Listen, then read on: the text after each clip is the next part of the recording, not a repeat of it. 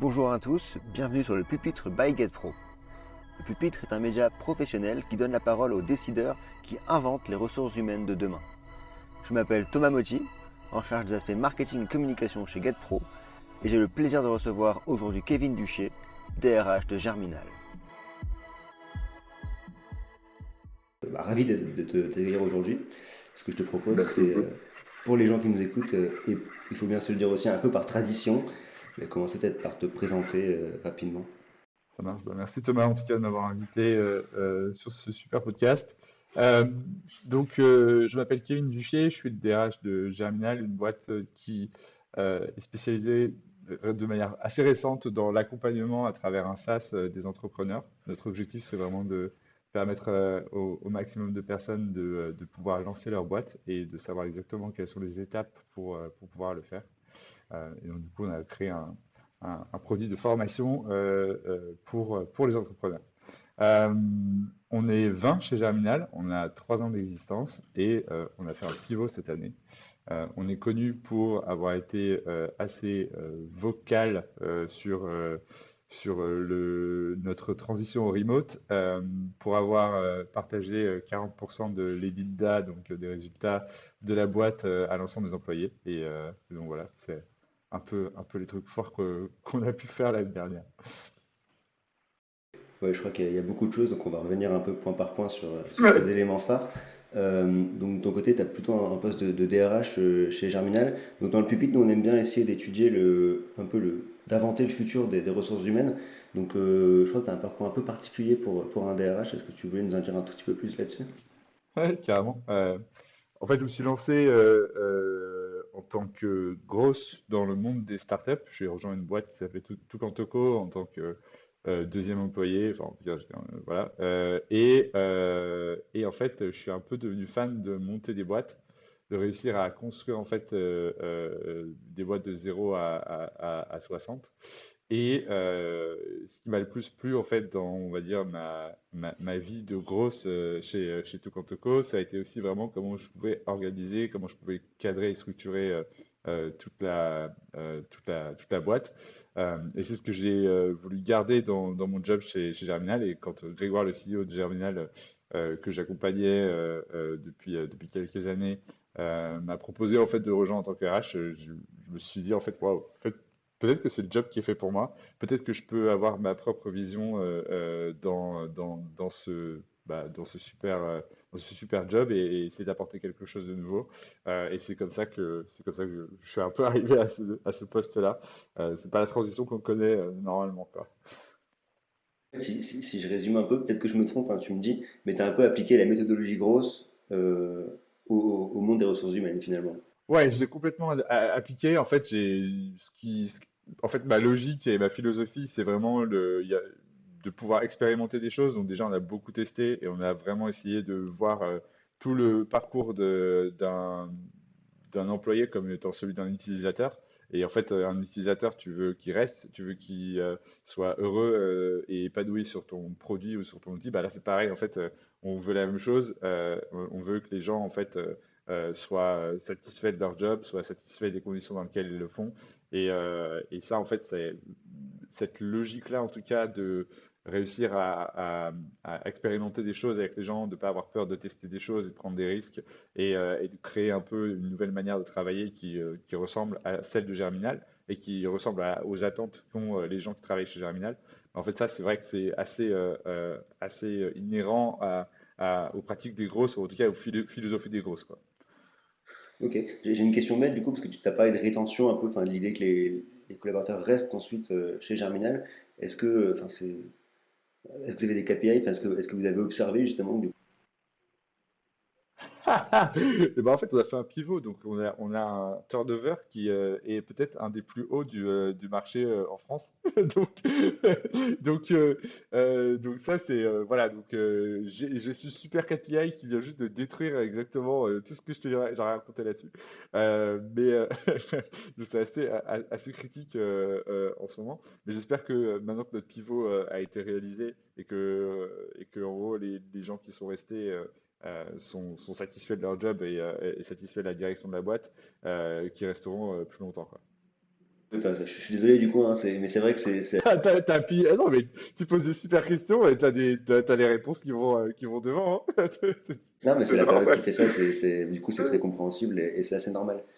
Ok, enfin, Ouais. tu parles beaucoup de ce pivot, mais je crois que enfin, pour tout le monde, de manière générale, l'année 2020-2021 elle était un peu folle. Bon, on sait qu'il y a le Covid qui est passé par là et qui, pour le coup, a un gros impact. Je crois que pour Germinal, c'est eu un impact aussi assez fort, que ça vient peut-être aussi un peu de là, votre pivot. Vous avez dû faire des choix assez forts. Donc, enfin, du coup, comment ça s'est passé concrètement et comment vous êtes arrivé finalement à ce. Ouais, l'année dernière, on a eu trois gros éléments qui ont été un peu lancés par le premier confinement. En fait, on était à l'époque une agence de grosse marketing et on faisait des actions commando de 6 semaines chez nos clients. Donc en fait, on n'avait pas de revenus récurrents hyper lointains. On avait que on avait plein en fait ouais, plein de clients avec lesquels on restait pas très longtemps. Et donc au premier confinement, on s'est dit, ok, bon bah là, si on a juste 60% des clients qui partent, bah on est mort. Et donc, avec cette théorie-là, on s'est dit, OK, bah, qu'est-ce qu'on peut faire? Comment est-ce qu'on peut générer du revenu additionnel en attendant que le Covid passe, hein. Ça va durer 2 mois de toute façon. Donc, bon, on était aussi des visionnaires sur la partie Covid. Mais on s'est dit que ça n'allait pas durer longtemps, mais qu'il fallait juste résister pendant ce temps-là. Et en fait, ce qu'on a fait à ce moment-là, c'est qu'on s'est dit, bon, OK, on va créer des formations parce qu'en fait, on sait faire des choses, on les a testées chez nos clients, ça marche, on a notre méthode, on a notre vision.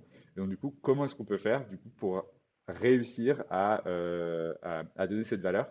Et ça a très vite très bien marché parce qu'en fait, on s'est rendu compte que au bout d'une semaine, on avait généré 80K en lançant 2 formations. Et on était là, ok, bon bah, en fait, on vient de trouver quelque chose. Et avec le temps, on a créé une plateforme en no-code, donc sans avoir à la développer avec des développeurs.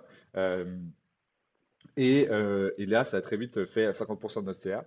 Et là, on s'est dit, OK, mais là, on est vraiment, enfin, là, on comprend en fait qu'on peut devenir une boîte qui devient vraiment hégémonique sur la partie formation, sur la partie accompagnement, etc., sur la partie grosse. Plus tard, en fait, c'est devenu les entrepreneurs parce qu'on s'est rendu compte que c'était les utilisateurs qui utilisaient le plus la plateforme malgré en fait nos premières hypothèses.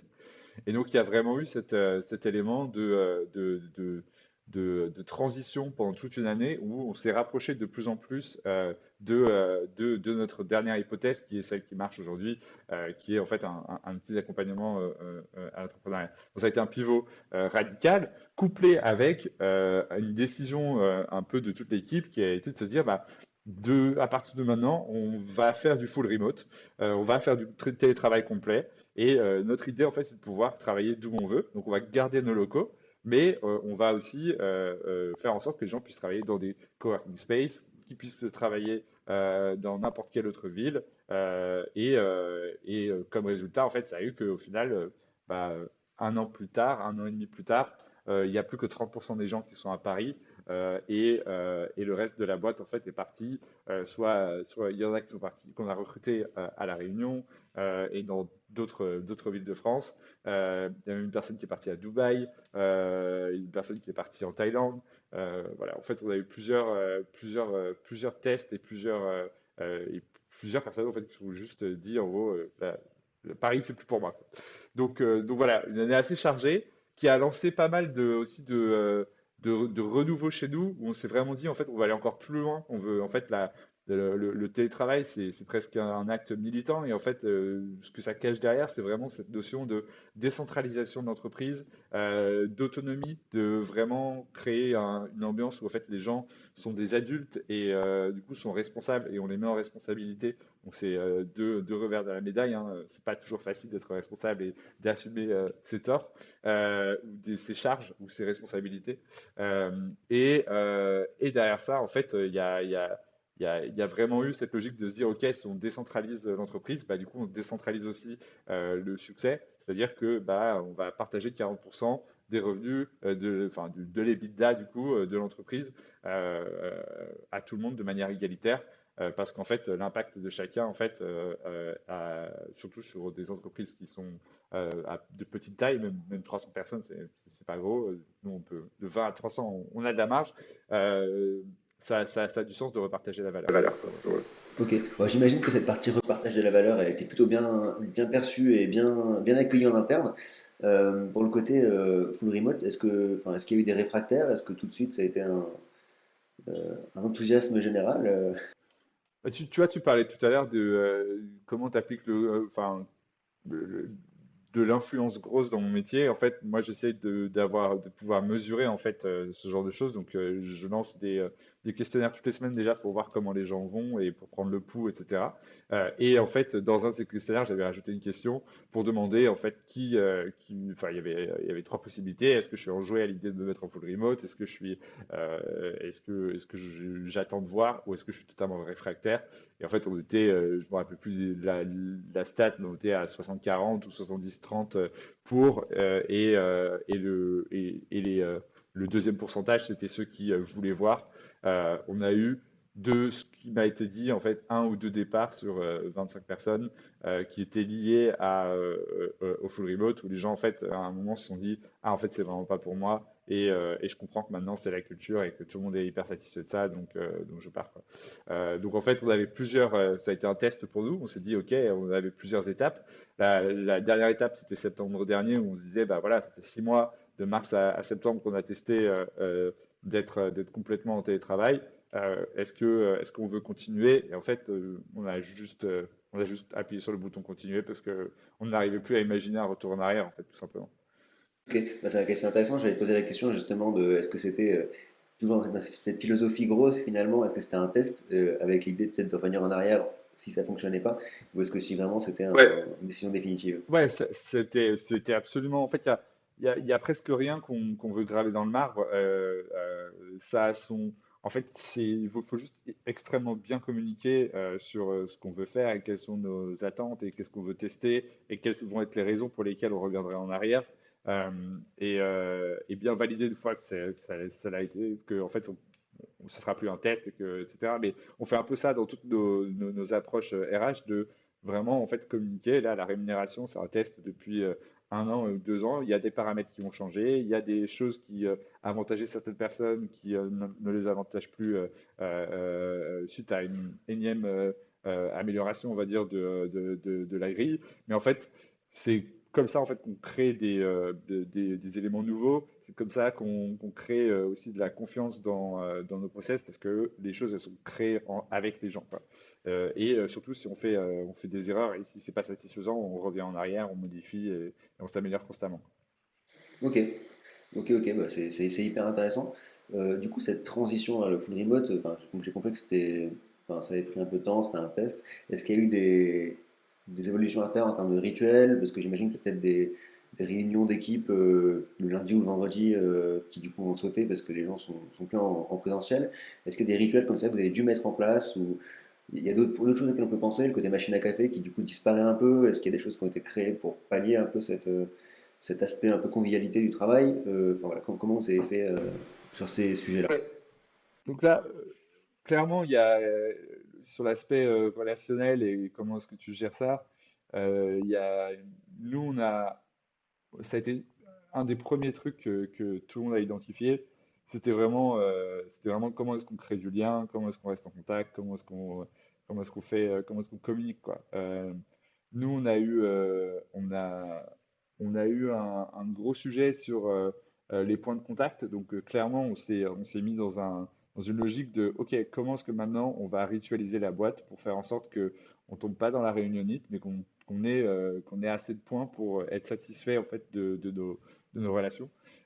Et donc, la première chose qu'on a fait, c'était un peu s'inspirer des développeurs et des méthodes agiles et d'avoir un point en début de semaine et une rétrospective à la fin de chaque semaine. Euh, on a des points tous les matins de 10 minutes pour vraiment traiter les enjeux et les problématiques qu'on pourrait avoir. On a aussi des points le midi, et ça c'est, je connais personne qui fait ça, et pour moi c'est une des choses qui marche le mieux chez nous, c'est un point de 10-15 minutes où là toutes les équipes se connectent. Chaque jour, il y a une équipe différente qui va faire le point sur ce qu'elle a produit depuis la semaine dernière, quels sont ses enjeux, quelles sont ses difficultés, où est-ce qu'elle va, etc.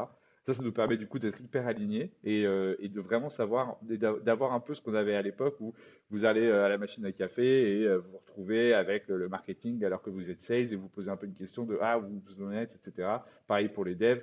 Bah là, en fait, là, c'est un truc qui est systématisé maintenant où en fait chaque équipe va vraiment communiquer sur ses enjeux, etc. Donc on casse totalement les silos et on améliore complètement la communication. Là où en fait avant on avait plutôt tendance à faire ce qu'on appelait les all hands meetings au mois ou au trimestre.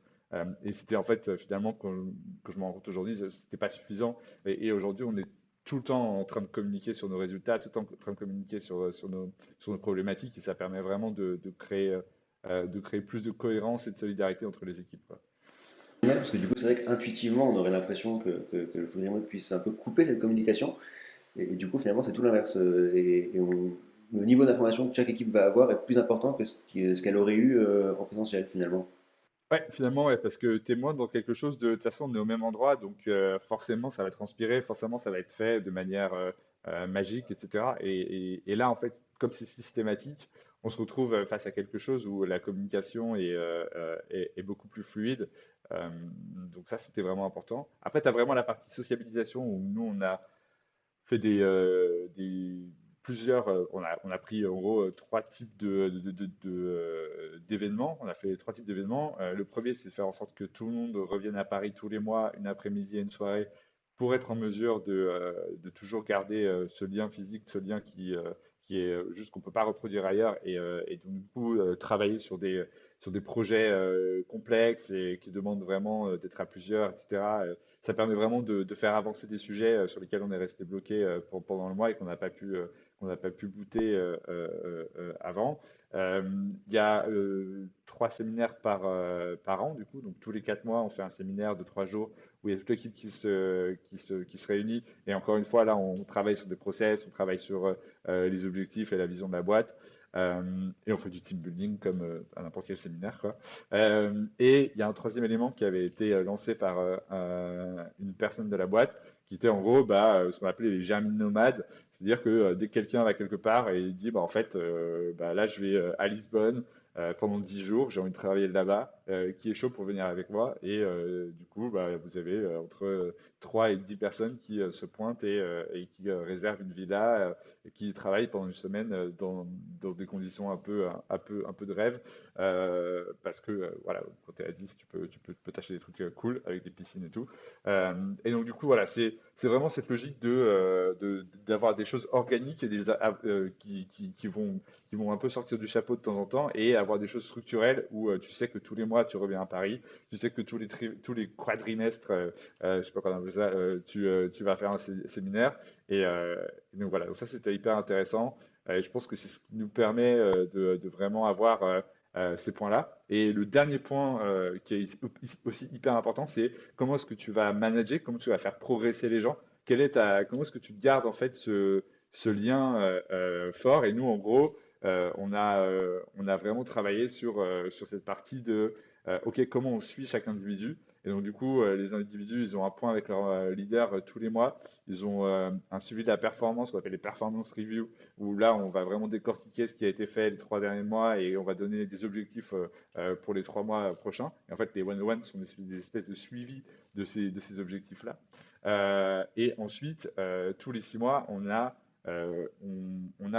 plutôt une évaluation de l'impact où là, on regarde nos critères de rémunération qui ont été créés par l'équipe RH, donc moi, quoi, et qui évalue vraiment l'impact dans la boîte. Et du coup, tu as 2 moments où tu parles de rémunération dans l'année pour maximiser tes chances d'avoir une augmentation, quoi. Ok, puis tu avais parlé déjà de cette grille de rémunération juste avant. En fait, ça ressemble à quoi concrètement? Parce que comme t'en parles là comme ça, on a l'impression que ça change quand même pas mal d'une grille un peu classique comme on peut avoir dans certaines entreprises. Alors, Donc, ouais, l'idée c'était d'avoir en fait un barème qui représente la culture de Germinal. Donc nous on a une culture qui est vachement basée sur l'impact, sur on est ce qu'on fait, etc. Donc on regarde pas l'ancienneté, on regarde pas la seniorité, on regarde pas l'école, on regarde vraiment ce que la personne fait et quel est son impact. Et on a décidé, et donc la grande question, c'est bah, c'est quoi l'impact? Et en fait, nous, on a décidé ce qu'était l'impact sous 5 critères chez nous. Des critères comme la capacité à être un exhausteur de talent, donc faire progresser les gens autour de toi, la capacité à délivrer, la capacité à résoudre des problèmes, etc. Je ne vais pas te les faire, mais l'idée, c'est vraiment qu'on a un barème qui sert vraiment de base de communication et qui ancre et cristallise, on va dire, la subjectivité des leads et des individus. Parce qu'en fait, tout le monde a sa propre vision de ce que c'est que la performance. L'idée, c'était de réduire cette subjectivité et de la canaliser pour faire en sorte que tout le monde puisse prendre des décisions homogènes et qu'à la fin, quand on augmente quelqu'un, bah, l'autre lead dans une autre équipe augmente de la même manière une autre personne parce qu'elle a eu un impact similaire, quoi. Donc c'était vraiment par souci d'équité et de justice qu'on a lancé ça et pour permettre justement aux gens qui savent très mal négocier d'être automatiquement aussi augmentés, quoi. Donc il y a un côté méritocratie finalement qui est mis un peu au centre de ça, c'est vraiment au mérite en fonction des performances réelles de chacun. C'est ça. Il faut que ce soit vraiment de ton impact et pas tant de combien de formations tu as eu, à quel niveau de connaissances tu as. En fait, si tu es la personne qui sait le mieux faire son job, mais que ton impact il est de zéro, bah finalement, en fait, nous, on estime que du coup, tu sais pas faire le job, quoi, tu vois. C'est assez radical. Ok, ok, c'est presque tout ou rien finalement. C'est souvent ça notre culture. On est un peu noir ou blanc, quoi. Alors justement, je crois que j'ai cru comprendre qu'il y avait un petit rituel qui sortait un petit peu de l'ordinaire par rapport à pas mal d'entreprises, justement sur le thème tout ou rien. Je crois que vous êtes assez radicaux sur le côté retard. Je crois que, enfin voilà, Ah, vous ne transigez pas sur ce point-là. ouais, t'as vraiment des éléments qui ont été lancés sur ce truc-là. On s'est créé en fait des règles pour pouvoir mieux travailler, en fait, des règles d'efficacité. Je pense que tu vois, c'est un peu en lien avec la question que tu me posais tout à l'heure, c'est quoi un peu les rituels qu'on a pu mettre en place ou les pratiques qu'on a mis en place.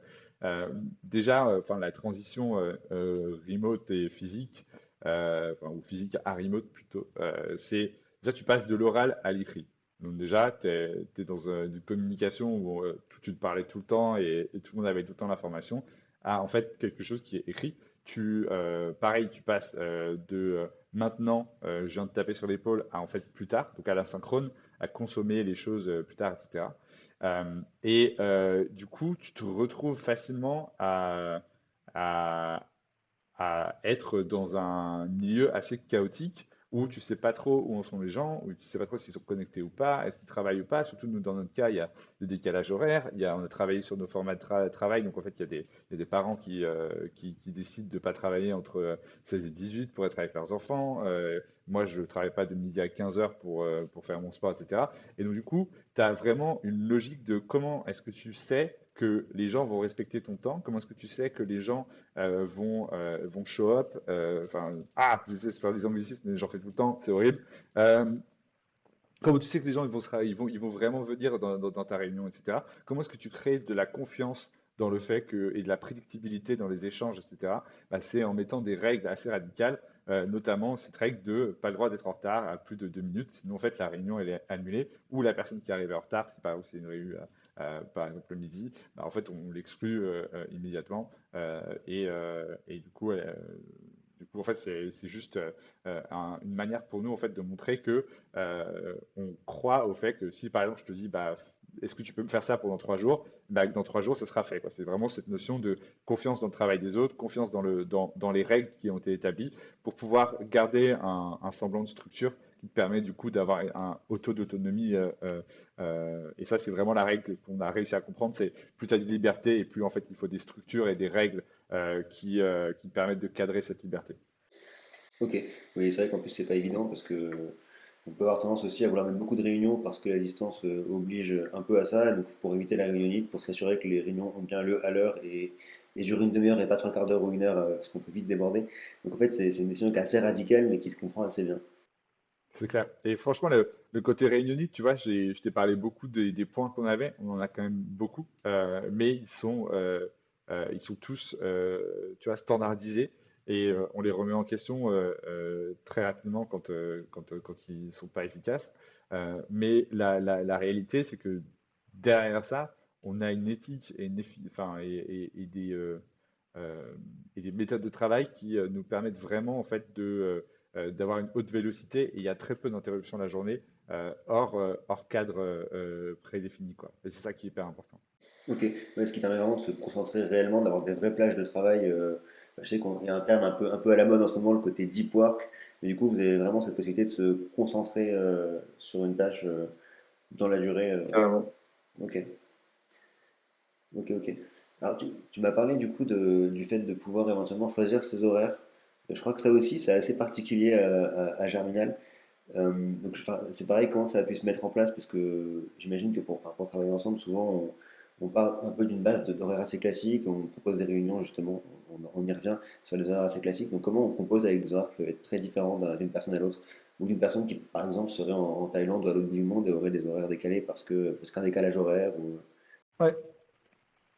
Déjà, on s'est rendu compte que, tu vois, il y avait une impossibilité, en tout cas nous dans notre structure, de travailler justement avec la Thaïlande par exemple, ou avec un décalage horaire trop important. Du coup, la personne, elle était tout le temps décalée, c'était très, très compliqué pour elle.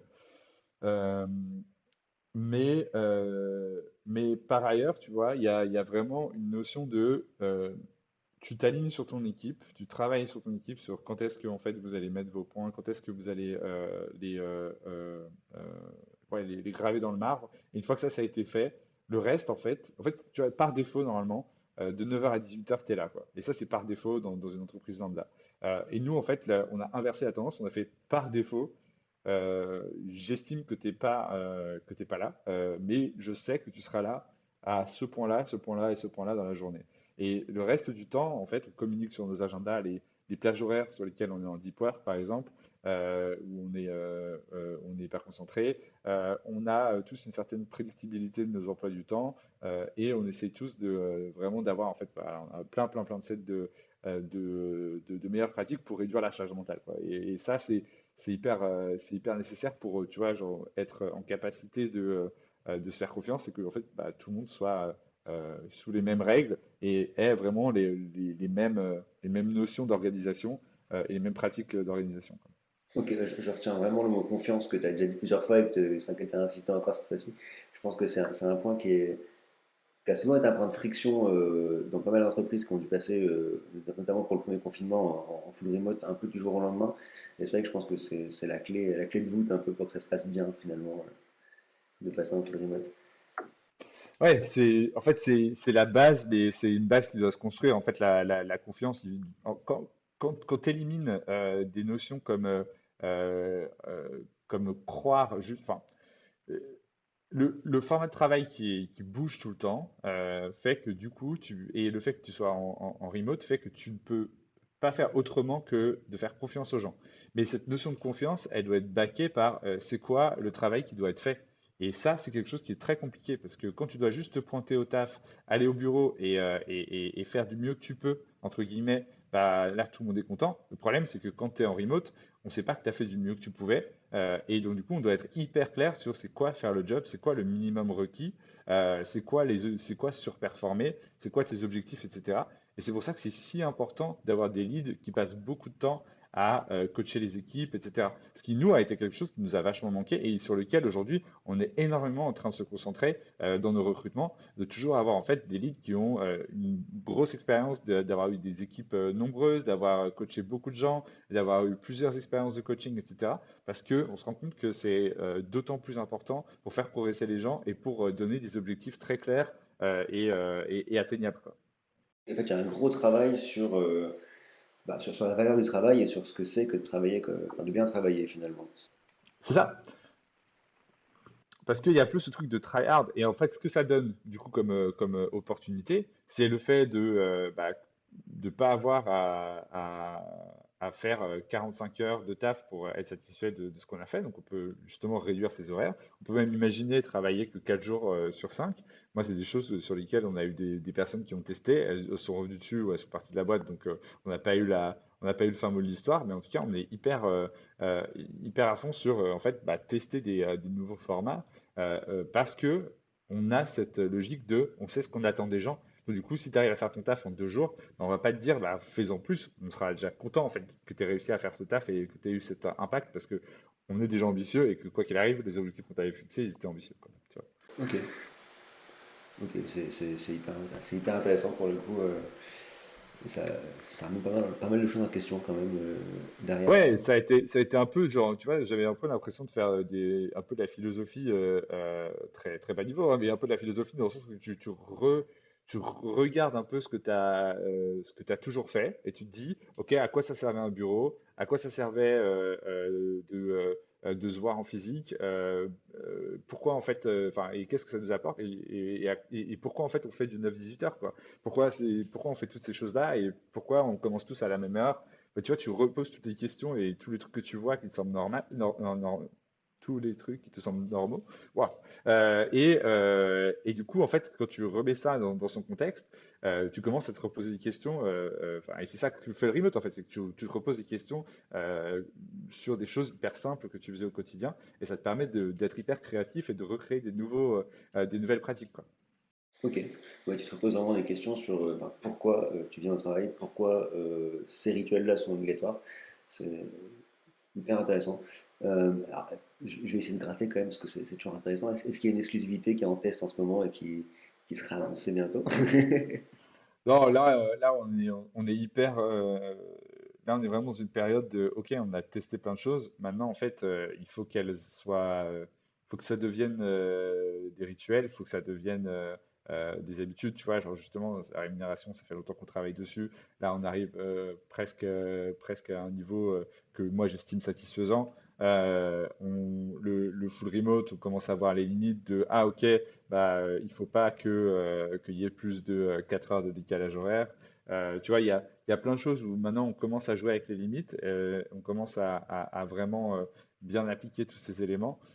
Et là maintenant, la logique, c'est faire des bons recrutements, grandir un peu comme ce qu'a fait WhatsApp à l'époque, c'est-à-dire en prenant des personnes qui sont très seniors et qui sont extrêmement compétentes et qui du coup te permettent d'embaucher peu de personnes mais en les payant très bien. Et donc, du coup, tu réduis le niveau de friction. Plus en fait il y a de monde dans ton entreprise et plus la communication est compliquée. Donc, du coup, en fait, bah, ce que tu veux faire, c'est avoir le moins de gens possible qui ont un niveau d'impact le plus élevé possible, quoi. C'est ça le ratio qu'on essaie d'avoir en ce moment. Et on arrive à le faire justement grâce à notre marque employeur et grâce au fait qu'on soit en full remote, parce qu'il y a beaucoup de gens qui veulent partir de Paris, il y a beaucoup de gens qui veulent travailler un peu d'où ils veulent, et ça, c'est quelque chose qui marche du coup très bien pour nous. Ok, non, c'est hyper intéressant parce que enfin, on peut observer aussi un peu un mouvement presque inverse avec beaucoup de profils, enfin beaucoup c'est peut-être un gros mot, mais beaucoup de profils qui sont aujourd'hui en freelance et qui repassent en CDI. Je Hmm. parle en connaissance de cause puisque ça a été mon parcours, notamment pour éviter enfin, d'être toujours seul à son bureau ou seul chez soi et d'être à nouveau en présentiel, à nouveau avec des collègues, à nouveau en physique quelque part. Donc c'est hyper intéressant, ça peut être un atout, ça peut être un frein finalement, ce côté full remote. Et je me demandais justement en termes de recrutement chez Germinal, où vous avez beaucoup recruté, et je crois que vous recrutez encore pas mal aujourd'hui, est-ce que c'est un frein, est-ce que c'est un atout? Enfin, comment vous observez ça et comment ça a un impact sur les profils que vous pouvez rechercher éventuellement? En fait, ce qui est génial, c'est que, enfin, je pense qu'il y a un truc en RH qui a été incompris, et en tout cas qui a été le standard hyper longtemps, c'est que les boîtes, elles doivent plaire à tout le monde. Et moi, je pense que les boîtes, elles doivent juste plaire à vraiment très peu de gens. Et tu dois avoir autant de boîtes que tu as de shampoings et que tu as de bonbons ou j'en sais rien, tu vois. Et du coup, il y en a une pour tous les goûts. Moi, je crois du coup qu'il faut que j'ai une marque employeur très forte et très distincte, très engagée en tout cas sur des éléments, pour en fait pousser 99% des candidats qui ne seraient pas alignés sur comment nous on pense et on fonctionne et attirer le 1%. Et ça nous a permis d'avoir en fait, du coup, en étant full remote et en ayant une culture très forte, ça nous a permis d'avoir des gens qui étaient hyper engagés dès le début. Moi, je suis pas très bon, je suis pas un très bon négociateur, je suis pas un très bon recruteur. Et donc, le fait qu'on ait créé une marque employeur si forte, ça nous a permis en fait d'avoir des gens qui quand ils rentrent dans le process, en fait, à la fin, te disent oui, quoi qu'il arrive, et que tu n'as pas besoin de les convaincre, tu vois. Et là, aujourd'hui, je vois quand je vais chercher des candidats sur LinkedIn qui ont jamais entendu parler enfin, qui sont pas en train de chercher, je veux dire, en fait, ils ont entendu parler de nous, ils sont convaincus, ils prennent le téléphone avec moi juste parce qu'en fait, ça les intrigue de savoir ce qui se passe chez nous, etc., quoi. Et la majorité, et j'ai des gens en fait qui me bâchent en 5 secondes et qui me disent, ah bah écoute, j'aime pas trop ce que dit ton fondateur sur LinkedIn, ça m'intéresse pas trop, etc. Et donc en fait, dès le départ, j'ai un oui-non qui est hyper clair. Et moi, ça me permet de perdre très peu de temps, du coup, et de recruter les gens qui sont totalement en accord avec qui on est, quoi. Et on a eu, du coup, des candidats que aucun salaire aurait pu convaincre. D'ailleurs, ce qui se passait, en fait, on a été en concurrence avec des boîtes qui les payaient 20, 34 plus que nous, et les gens rentraient quand même chez nous parce que, justement, ils étaient convaincus par nos pratiques et notre style de travail, quoi. Ok. Et l'impact de LinkedIn justement là-dessus, parce que vous êtes extrêmement actif chez Germinal sur LinkedIn, et c'est pas le cas que enfin, de votre CEO pour le Ouais. coup. Enfin, est-ce que ça a un impact flagrant en termes de recrutement? Est-ce que vous avez davantage de candidats? Est-ce que vous avez peut-être moins de candidats parce qu'il y a justement ce côté filtre? Enfin, comment vous avez observé ça? On a, sur les, on a, alors de facto, déjà tout le monde nous connaît, ce qui est anormal pour une boîte de 20 personnes. Donc du coup, ça me facilite énormément les entrées et les calls, etc. Parce que les gens, ils savent toujours, ils savent qu'on est une boîte qui existe et ils n'ont pas dans leur cœur trop de haine envers nous. Mais donc du coup, en fait, non, ça facilite énormément mon travail. On a beaucoup d'entrants. Sur les postes de leadership, il y a moins de gens qui postulent parce qu'en fait, l'écosystème français des startups est tellement tendu que en fait, les gens ils prennent même plus le temps de postuler. En fait, ils ont 10 offres par semaine qui leur tombent dans la main, donc c'est plutôt, ils vont pas aller postuler. Mais sur les parties juniors, à chaque fois, on a des centaines ouais, un poste en moyenne, j'ai 100 candidatures euh, à chaque fois, quoi. Donc en moins d'un mois, tu vois. Donc c'est pour une boîte, encore une fois, de 20 personnes, c'est ridicule comme au niveau de candidats, quoi. Ouais, Ok, bon, c'est un problème de riche, ça, c'est plutôt très positif. ouais, c'est clair. Ah, ouais, c'est hyper positif. Parfait. Bah, du coup, je recentre un tout petit peu sur donc, le pupitre qui a vocation à inventer le monde des RH de demain. À ton avis, le monde des ressources humaines de demain il ressemble à quoi? Si on se place dans 5, 10, 15 ans. Bah, t'as, t'as une réalité qui est hyper forte, qui est que euh, en tout cas, dans notre écosystème startup et dans l'écosystème de manière générale plus globale, hein, on arrive à une pénurie hyper forte de profils qui sont, on va dire, teintés ou influencés des nouvelles pratiques, tu vois, genre des nouvelles pratiques tech. Donc, tu n'as pas assez de développeurs, mais tu n'as pas assez de sales qui savent vendre des logiciels. T'as pas assez de RH qui savent monter des organisations en mode start-up qui évoluent très vite, dans lesquelles il faut changer assez rapidement les process, assez rapidement les structures, comment est-ce que tu industrialises plein de choses, etc. Et en fait, sur tous les rôles, à tous les niveaux, en fait, enfin, il y a trop de boîtes qui se lancent pour le nombre de gens qui sont préparés et formés pour ça, quoi. Et il y a un gros décalage entre ce que l'école et l'université fait en France et les métiers qui sont préparés et la réalité du marché où en fait le nombre d'entreprises et le nombre de startups est en train d'augmenter à une vélocité incroyable. Et donc le rôle des RH devient hyper central là-dedans parce qu'en fait on doit créer des marques du coup employeurs qui vont être hyper distinctes. On doit créer des process et des cultures qui sont hyper distinctes aussi parce qu'en fait tu peux pas convaincre les gens si tu ressembles à tout le monde. Tu as des produits qui sont pas sexy, mais si l'environnement de travail est hyper sexy, et ben en fait les gens vont venir. Et donc du coup, c'est quelles sont les nouvelles pratiques qu'on va créer, c'est quoi la rémunération, les systèmes de valorisation de chaque personne dans la boîte qu'on va créer, comment est-ce qu'on rémunère les gens aussi. En fait, il y a de moins en moins de gens qui sont convaincus par le fait que les deux fondateurs devraient recevoir 98% de la valeur de la boîte, parce que, ok, ils ont lancé la boîte, ok, c'était hyper difficile, etc. Mais bon, en fait, on est une génération qui en a un peu marre de se casser le dos pour deux personnes en fait dans l'entreprise et pour une paye qui est négligeable par rapport à ça. Donc en fait, il y a vraiment un gros travail et pour moi, le futur des RH, en fait, ça va être des plus gros partis pris, des RH qui ont une meilleure compréhension de comment attirer des talents aussi, comment créer des programmes de formation pour faire progresser et intégrer des nouvelles personnes, parce qu'en fait, il y a aussi ça, on voit qu'aujourd'hui, il y a beaucoup de boîtes qui deviennent un peu des écoles qui forment en fait énormément de personnes qui ne savaient pas faire le métier parce qu'en fait, elles n'arrivent pas à trouver suffisamment de monde sur le marché, et donc du coup, elles doivent régler le problème elles-mêmes, quoi. Et donc du coup, tu as plein de doctrines qui vont émerger, et moi, je trouve ça hyper excitant parce que le rôle du RH, qui a un peu perdu de sa splendeur ces dernières dizaines d'années, va récupérer son rôle central et hyper important dans le monde de demain, quoi. Ok, ok, parce que pour toi, les principaux piliers comme ça pour construire une culture d'entreprise, une marque employeur forte, ce serait quoi éventuellement? Euh, pour moi, tu as une logique quand tu crées ta culture. En fait, la culture, c'est créer de la cohérence dans l'entreprise. Les gens, en fait, ils partent des entreprises quand il n'y a pas de cohérence. Et quand on te dit, nous, on aime la collaboration, mais que, par exemple, et donc du coup, pour être augmenté, il faut que tu collabores mieux avec tes collègues. Par contre, ton variable, il est que basé sur ta contribution individuelle. Bah là, du coup, tu es dans une incohérence, et donc du coup, tu es écartelé. Et tu te dis, bon, bah, ok, en fait, je sais plus ce qu'on veut de moi, bon, bah, je pars, enfin, je suis pas satisfait du milieu, quoi.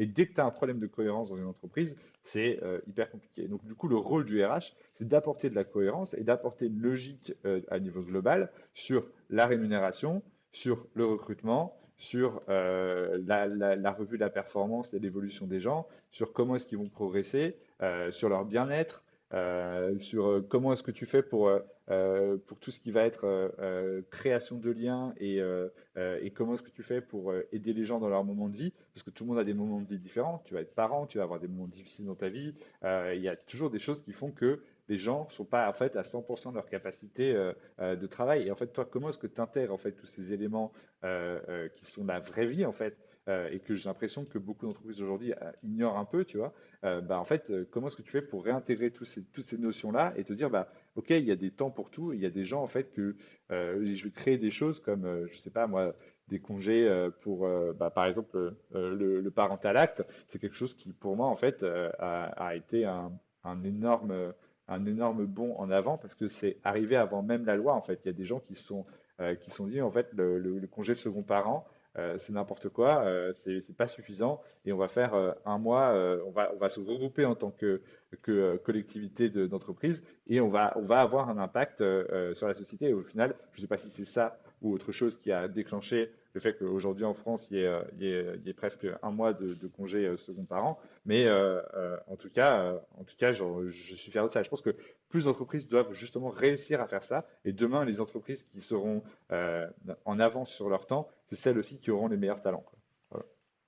Ok, en fait, oui, le DRH, si on conclut peut-être là-dessus éventuellement, est vraiment au carrefour de tout ça et c'est vraiment lui qui aujourd'hui a les clés pour faire en sorte que son entreprise soit attractive et aller chercher les meilleurs talents. C'est clairement ça. Et tes talents, en fait, c'est ceux qui font que ta boîte, elle va croître. Et aujourd'hui, la réalité, c'est juste qu'on manque de compétences et qu'on manque de gens. Et en fait, bah, ça va être la grosse baston ces prochaines années. C'est tout, quoi. Et donc, soit, en fait, il y a des départements RH qui arrivent à tirer leur épingle du jeu et à devenir, du coup, assez uniques et concurrentiels, soit, en fait, bah, les boîtes, elles seront plombées, quoi. Parfait. Et ben, du coup, je pense que c'est pas mal comme mot de la fin. Une petite, ouais, c'est pas forcément très gai. Euh, mais une petite question quand même qui, je pense, peut être intéressante. Si les personnes qui nous écoutent veulent te retrouver quelque part, où est-ce qu'ils peuvent éventuellement te retrouver ou te contacter? Elles peuvent me contacter sur LinkedIn. Je réponds toujours à tout le monde. Je prends peu de calls parce que sinon je me fais avoir et j'ai plus le temps. Mais bien que si je pouvais, je le ferais. Mais en tout cas, vous pouvez tous me retrouver sur LinkedIn. Voilà. Ok, parfait. Bon, bah, n'hésitez pas à aller jeter un œil du coup au profil de Kevin sur LinkedIn. Encore merci. Cet épisode du pupitre touche à sa fin. Je tiens à remercier encore une fois Kevin pour le temps qu'il nous a accordé. Merci également à vous d'avoir écouté cet épisode du pupitre. J'espère que vous aurez pris autant de plaisir à écouter cet épisode que j'en ai eu à échanger avec Kevin. Le pupitre vous est proposé par GetPro, le cabinet de recrutement qui accompagne les entreprises tech dans leur recrutement stratégique. Si cet épisode vous a plu, n'hésitez pas à le partager autour de vous ou à nous le faire savoir en commentaire sur Apple Podcast ou votre plateforme de podcast préférée. On se dit à très vite pour un nouvel épisode.